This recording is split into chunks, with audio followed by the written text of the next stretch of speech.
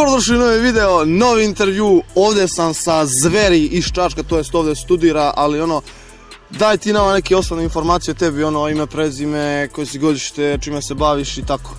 Pozdrav svima, ja sam Filip, 94. sam godište, inače sam iz Mladenovca, studiram u Čačku. Prvo što mogu napomenem čime se bavim i zašto pravimo intervju je vezano za street workout. To je inače ulično vežbanje, da kažemo neka ulična gimnastika, u parkovima, na ulici, bilo gde. Sastoji se od vežba sa svojim telom, znači body weight trening. To je bilo ono to. Da, to je to osnovno, znači ja obožavam street workout, trenirao sam malo 2013. I definitivno ću u budućnosti malo kasnije sigurno se baviti time. Sad mene interesuje kako si ti počeo sa svim tim, kako je sve to krenulo.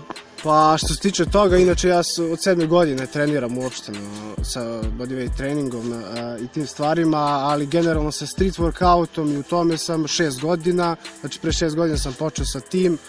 Kako sam krenuo, pa gledao sam neke klipove na YouTube-u, neki ljudi su radili neke vežbe po tim parkovima, na ulici, bilo gde šta su našli.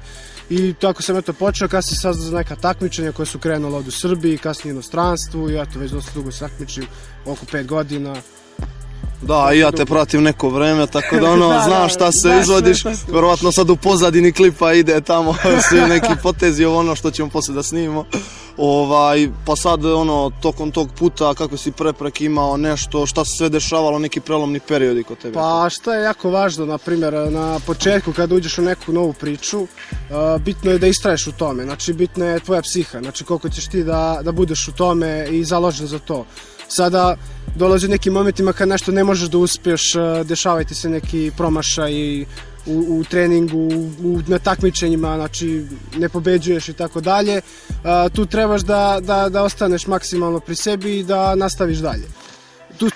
To su ti prelomni momenti kada ti možeš da ispadneš iz te neke priče. Iz bilo kog sporta, nebitno, bilo čime da se bavite, to je osnovno nešto. Također šta je jako bitno kada ste u nekom takvom sportu i ozbiljno s time bavite, idete na takmičenja, jako je zanimljivo što upoznate nove ljude, idete u inostranstvo, nova mesta obilazite, to je jako zanimljivo. Što se tiče druge strane, ima i loših strana, na primjer, to su povrede i tako dalje. Znači, što sam ja imao dosta često, ali naravno i to prođe, istrajete u tome, nastavite dalje i još bolje radite. Pa da, što jača povreda, već je napredak. Tako je. No pain, no gain. Tako je, bre.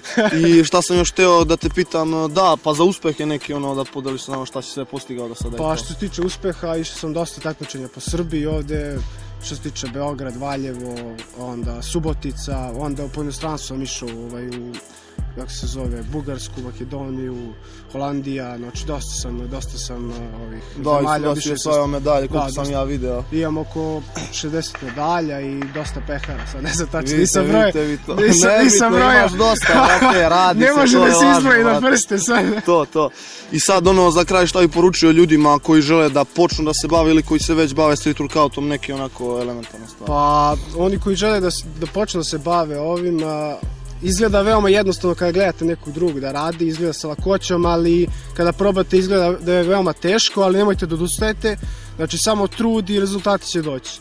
A što se tiče ljudi koji se bave, sve njih pozdravljam, oni će sigurno gledati ovaj klip. Naravno. Pozdravljam ih i vidimo se na sljedećim takmičenjima nekim i naravno druženje također. To je to, vrati, hvala ti za intervju. Hvala, vrati, pozdrav. Poz!